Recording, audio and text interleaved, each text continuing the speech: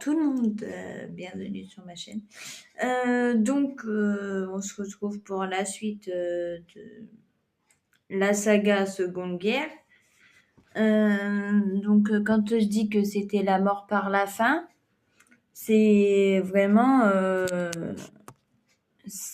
au point que les camps, ça devenait un cimetière à ciel ouvert parce qu'ils avaient plus de place pour stocker tous les corps, pour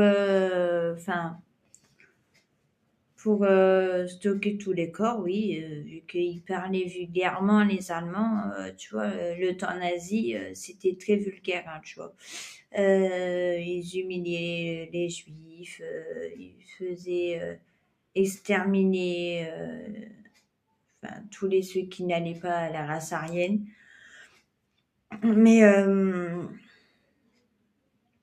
à savoir que ils avaient quasi rien à manger. Fallait qu'ils survivent comme ils pouvaient pour en sortir à la libération. Donc en 45, c'était quand même chaud. À savoir que il y avait aussi la marche de la mort. Il y avait aussi avant, quand ils étaient encore dans les camps avant la libération, le travail forcé. Donc, ils construisaient des bâtiments qui, au final, n'ont jamais été finis. Ils n'ont jamais vu le jour, même d'ailleurs, pour certains, malheureusement. Ils faisaient des travaux avec des rails de train. Donc, les rails de train qui étaient acheminés de l'aïeul d'une rampe jusque dans le camp, à Auschwitz, qui permettait de se rapprocher des chambres à gaz, mais il y avait quand même la sélection.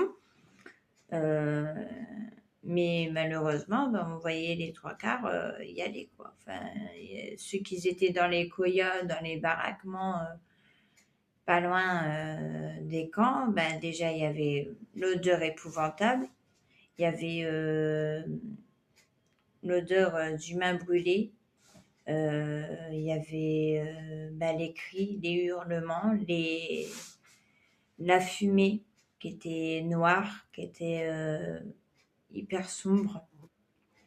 Et tout ça, ils voyaient, hein. Ils voyaient, ils avaient pas, ils avaient peur, hein. Mais ils se disaient, on va y passer en fait. C'est la mort, elle était au-dessus de leur tête,